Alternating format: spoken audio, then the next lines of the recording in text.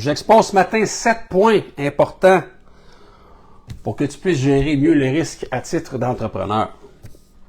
On va commencer ça sans plus tarder, là.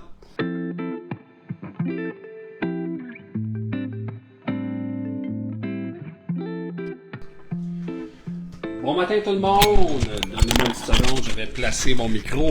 J'ai pas fait ça ce matin. Attends une minute. Hier, c'était mon anniversaire. Écoute. Puis quand on approche la cinquantaine, ben, on se pose des questions, on se demande qu'est-ce qui se passe, si on a fait ce qu'il fallait faire. Il reste encore de très belles années à venir. Oui, ça permet de se grounder vraiment, puis c'est important de le faire. Puis ce matin, le sujet, c'est entrepreneur, gère mieux ton risque. Ben, idéalement, ça colle un peu avec ça, là, tu sais. Le fait d'avancer en âge ou d'avancer dans notre entreprise à titre d'expériment, c'est-à-dire à titre de personnes expérimentées ou plus expérimentées, va nous permettre de mieux gérer le risque, d'être plus alerte. Tu sais, à un moment donné, tu t'en fais un peu moins avec les niaiseries, puis tu t'avances plus, confiant, en ayant moins peur de demain. Hey, hein? Parole sage. Mais avant toute chose, petite gorgée, allez vous chercher un café si ce n'est pas déjà fait. J'expose ce matin 7 points importants pour que tu puisses gérer mieux les risques à titre d'entrepreneur. On va commencer ça sans plus tarder, là. Puis, je vais prendre des notes également ou réécouter la capsule. C'est super important. Les capsules sont là sur YouTube également. Ça va vous permettre de les regarder plus tard et aussi de voir d'autres capsules. Puis souvent, les capsules sont interreliées. Il y a un sujet que je vais parler qui va connecter avec un autre sujet. Donc, c'est intéressant des fois de regrouper, si on veut, plusieurs informations qui vont être pertinentes dans la vision que vous avez de votre entreprise ou encore là des opérations ou dans ce cas ici, la gestion de risque. Donc, j'ai quelques vidéos qui parlent de gestion de risque. Celle-ci, j'ai soulevé 7 points importants et on commence avec le premier qui est l'identification des risques. Donc, on doit quand même identifier quel est le risque, cartographier, et identifier tous les risques potentiels, les risques financiers, les risques opérationnels, juridiques, et technologique. Parce que le risque n'est pas qu'une seule chose. Le risque, c'est tellement d'affaires. Puis tu sais, quand on dit, les banques, ils prennent plus de risques, ouais, mais les banques, ils veulent pas te prêter parce que la cote de crédit est peut-être pas adéquate, parce qu'il n'y a pas de garantie, parce que l'entreprise, ça fait pas longtemps qu'elle existe, parce que les entrepreneurs comme tels, ceux qui sont actionnaires de l'entreprise ont peut-être moins ou pas d'expérience ou très peu d'expérience. Donc, c'est plusieurs éléments qui constituent le risque. Et dans ce cas ici, on parle d'un risque opérationnel, juridique, technologique et financier très important. Point numéro 2, on évalue et on priorise le risque. On évalue l'impact potentiel de la probabilité de chaque risque. Donc, faites-vous un petit tableau, là, puis marquez quels sont les risques auxquels vous faites face et faites-vous une échelle de 1 à 10. Quel est le risque le plus important pour moi? Est-ce que c'est un risque financier? Est-ce que c'est une question juridique? Donc, est-ce que j'ai le droit de le faire? Est-ce que la loi me permet de le faire? Et si je ne le fais pas comme il faut, ou si j'ai pas, si on veut, les bonnes notions pour savoir où est la limite de la loi et qu'est-ce que je peux faire, qu'est-ce que je peux pas faire, bien là, aller consulter un avocat. Point numéro 3. Diversifier. Donc, diversifier les investissements, les fournisseurs, les sources de revenus, minimiser l'impact des risques sur une seule partie de l'activité. Ça, c'est super important. On ne veut pas que les risques soient tous à la même place. On veut minimiser l'impact du risque comme tel. Et on veut, dans le fond, diversifier, que ce soit notre propre risque, nos investissements. Si on a un portefeuille, puis on est prêteur. Il y en a aussi qui sont prêteurs. Là. Il y en a qui sont prêteurs privés, puis qui vont prêter sur de la brique, sur de l'équipement, qui vont investir en Bitcoin, qui vont investir à la bourse, qui qui vont faire du financement, si on veut, privé sans garantie. Il y a plusieurs sortes de financements qui peuvent être étalés, donc le portefeuille peut avoir des rendements différents pour une prise de risque qui est étalée ou, si on veut, diversifiée pour faire en sorte de mettre le portefeuille global moins à risque. Si on parle des entrepreneurs comme tels, ben là, ça, c'est votre job de le faire, là, de regarder où est le risque et d'essayer, si on veut, de le diversifier. Diversifier. On veut peut-être avoir un département qui va faire plus de la vente en ligne, un autre qui va être plus sur la route avec des vendeurs, un département qui va être du service. Donc, plusieurs éléments dans une entreprise qui va diversifier le risque, parce que s'il arrive une problématique et que le matin, toutes les ventes en ligne se mettent à chuter drastiquement, parce que je ne sais pas qu'est-ce qui se passe, Amazon ne marche plus, Google ne marche plus, il arrive un blackout sur Internet. Est-ce qu'il y a d'autres façons de votre côté? Donc, vous allez chercher des revenus. Est-ce que vous avez des gens qui sont sur la route pour aller solliciter directement des clients? Avez-vous un système, un CRM, un système qui vous permet de classer votre client et de voir à quelle étape vous êtes rendu dans son développement? Est-ce que c'est un client qui a un potentiel de récurrence? Est-ce que c'est un client également qui est saisonnier? Donc, à chaque saison, vous êtes capable d'y vendre quelque chose ou d'y proposer un service. Donc, ça fait partie là justement de la gestion de risque, de voir dans la mesure où est-ce qu'un client vous rapporte 1, 2, 3, 4 fois la profitabilité ou le montant d'argent que vous avez investi pour l'acquérir. Donc, ça, c'est intéressant à regarder. Autre point, de la révision et de la surveillance régulière. Très bien, on veut mettre en place un processus pour surveiller les risques en permanence, ajuster les plans d'atténuation en fonction des nouvelles informations et évolutions du marché. Bref, ça revient un petit peu au CRM, donc de voir dans quelle étape ton client est rendu. Parce que dans un CRM, puis je dis CRM, là, c'est un client management, c'est un système qui permet de manager tes clients et de voir OK, est-ce qu'il y a des textos qui ont été envoyés? Est-ce qu'il y a des appels qui ont été faits? Est-ce que le client est rendu à l'étape 1, 2, 3 ou 4 du processus? Un coup que le client a été closé, est-ce qu'il y a du service à la clientèle qui a été donné? Est-ce qu'on a demandé les avis Google également? Donc, c'est toutes des étapes, c'est des cases. On peut déplacer directement. On est rendu à telle étape, telle étape, telle étape.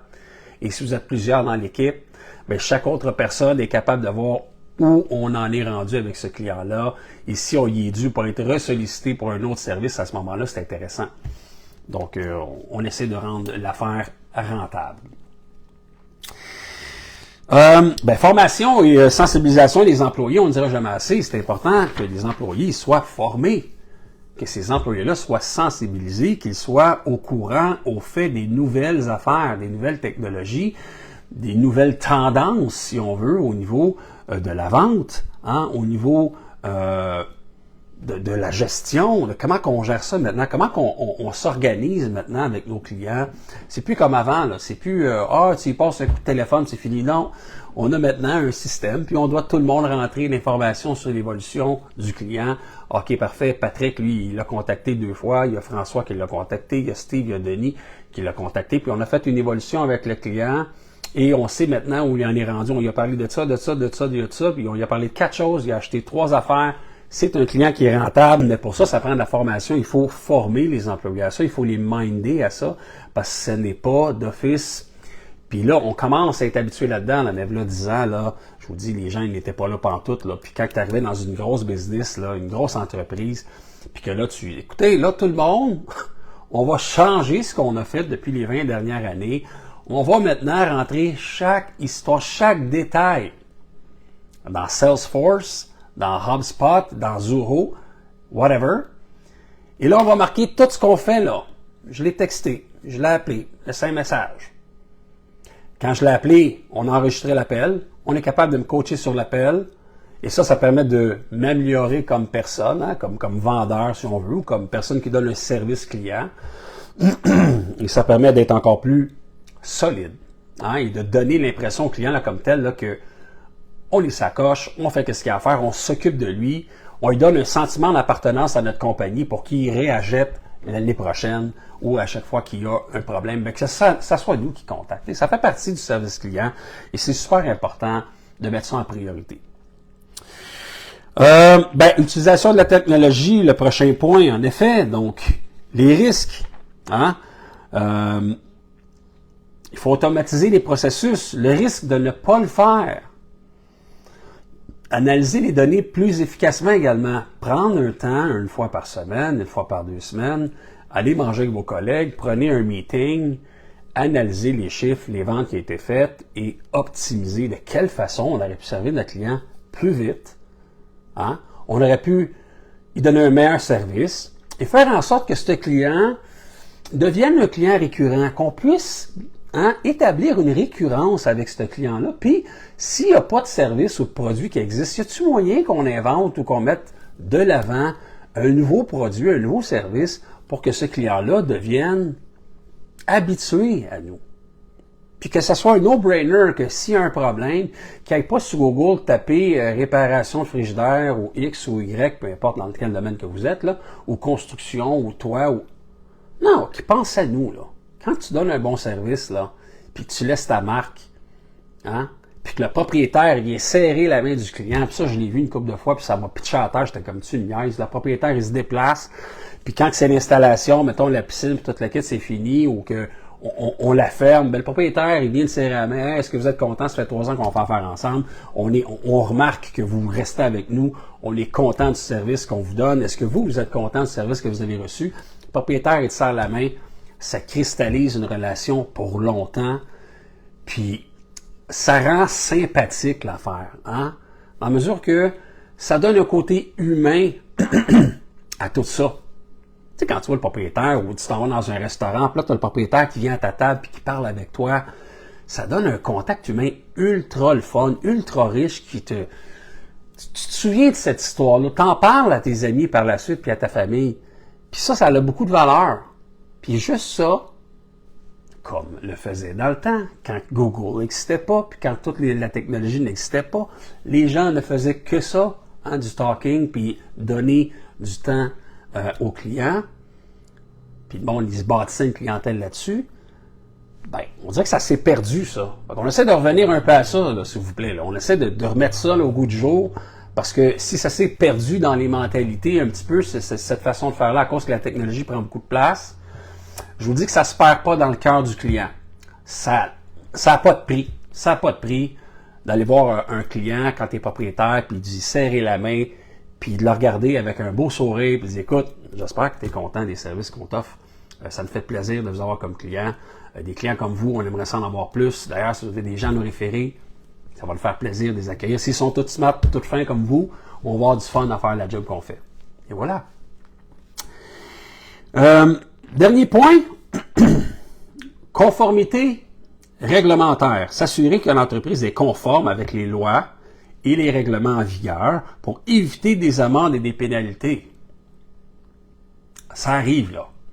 Il y en a qui frappent des murs solides parce qu'ils ne sont pas conformes. Ils ne sont pas conformes avec les lois, ils mangent des amendes, malheureusement, ils dérogent un peu de la loi, puis ça va passer. Non, ça passe pas, ça passe pas. Dors bien avec toi-même, sois clair avec la loi, puis il n'y aura pas de problème. Puis tu te ramasses pas le même matin avec un contrôle fiscal, où il faut que tu sortes toutes tes factures. Puis des fois, là, en double comptabilité, là, dans le monde de la construction, ça arrive, là. Puis je le sais, là, je comprends ce que ça veut dire. Là, je comprends ce que c'est, là, quand on décide de faire nos impôts, puis que, il y a un état financier ou un bilan qui sort, puis il est fait pour finalement démontrer que oui, la compagnie est rentable, puis que l'impôt, là, tu sais, on travaille pas pour l'impôt, fait que là, c'est bon. Transparence. Si votre dossier n'est pas beau aujourd'hui, travaillons ensemble pour qu'il devienne beau demain. Pas de niaiserie, pas de menterie. On veut être propre. On veut que l'entreprise, que ça soit transparent, que s'il y a des questions à poser, que ça soit répondu à un claquement de doigts. Pourquoi? Parce qu'on est confortable dans ce qui est transparent, dans ce qui est fait. C'est la réalité, c'est la vérité. Vous allez vous faire pogner au détour si vous commencez à faire le smart, comme on dit, faire le smart. Il n'y a personne qui gagne là-dedans. Donc, si vous n'êtes pas prête aujourd'hui, vous serez prêts demain. On va vous aider avec ça, on va vous mettre de l'avant les stratégies, les bonnes stratégies qui sont légales, qui sont, qui servent vraiment l'entreprise pour qu'on puisse aller vous chercher du financement qui soit moins cher dans une institution avec le gouvernement, qu'on puisse vous faire bénéficier de certaines subventions, qu'on puisse vous aider dans la croissance réelle de votre entreprise et l'indépendance que vous allez avoir avec vos liquidités pour s'assurer d'une croissance future. Donc, et voilà, aujourd'hui, c'était ce sujet. On gère mieux comme entrepreneur. On doit apprendre à mieux gérer la business. Tout part de là. Oui, la motivation, c'est important, mais il faut gérer en champion. En champion. Puis être transparent, puis être clair dans ce qu'on a à dire, dans ce qu'on fait. Puis, réécoutez-la, là, cette vidéo-là. Là. Reculez en arrière, là, écoutez la vidéo, là, notez chaque point. Puis j'ai aussi été plus loin dans juste les textes qui étaient écrits sur la feuille. J'ai raconté des expériences personnelles. Puis je vous invite à aller voir ça sur la chaîne YouTube. D'ailleurs, je vous invite à liker la chaîne, à être au fait des nouvelles vidéos qui sortent à chaque semaine et de faire voyager la vidéo. Donc, on like, on s'abonne à la chaîne et on partage également. C'est des gens à votre entourage qui, c'est pas clair pour eux ou ils sont comme... Envoyez-leur la vidéo, transférez la vidéo pour les motiver à mieux gérer leur entreprise. Et voilà, là-dessus, je vous souhaite une excellente journée. On se retrouve la semaine prochaine pour un autre Café Expansion. Bonne journée.